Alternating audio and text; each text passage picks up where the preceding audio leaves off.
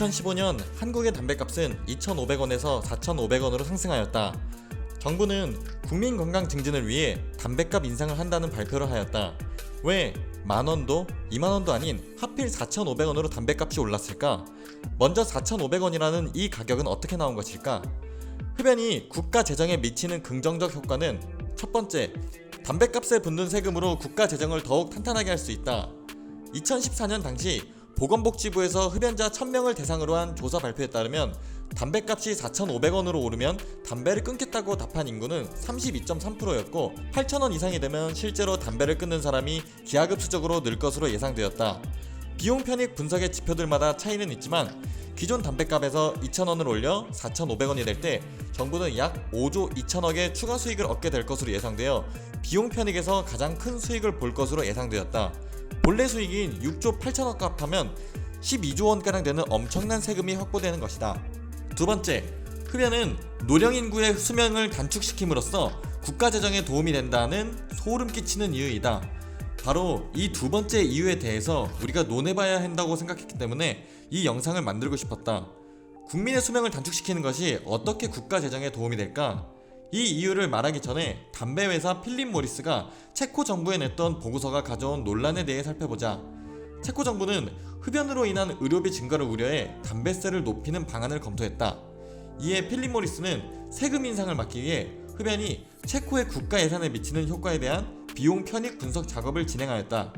그 보고서에 따르면 흡연자들이 살아있을 때는 국가의 의료비 지출을 늘리지만 이들은 일찍 죽기 때문에 노년층을 위한 의료, 연금, 주거 부문 예산 지출을 줄여준다. 이 연구 보고서에 따르면 담배를 통해 걷어들이는 조세 수입과 흡연자의 조기 사망으로 인한 긍정적 효과를 모두 계산하면 1997년 한 해 동안 연간 약 1억 4,700만 달러의 순이익을 거두었다는 보고서를 제출했다.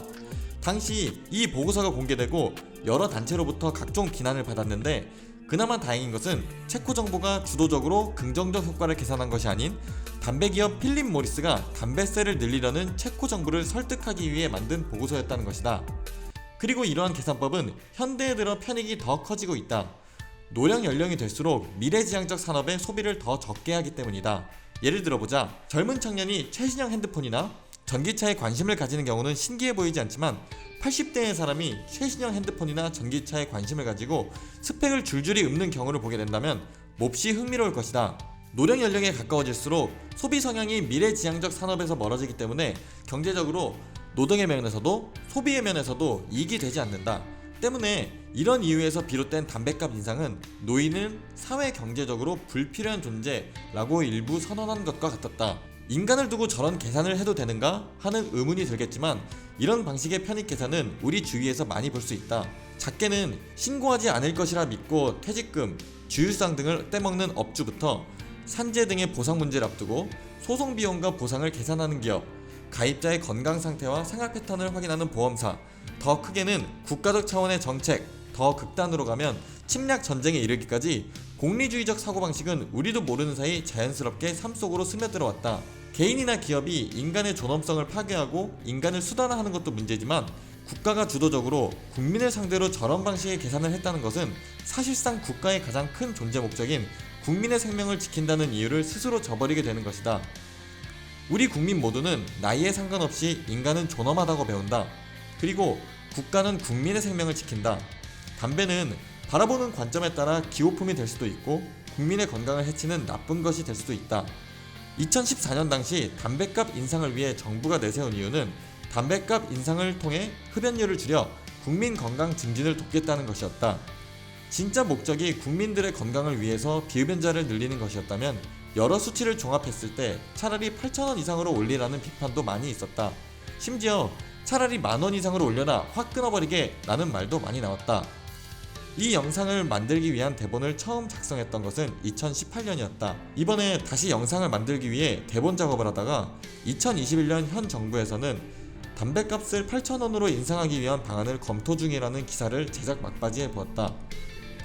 2014년 당시 조사에서 4,500원으로 담배값이 인상되면 담배를 끊겠다는 비율은 30%를 넘었지만 2014년부터 3년간 흡연율의 변화는 24.45%, 22.45%, 23.55% 선으로 거의 변화하지 않았다.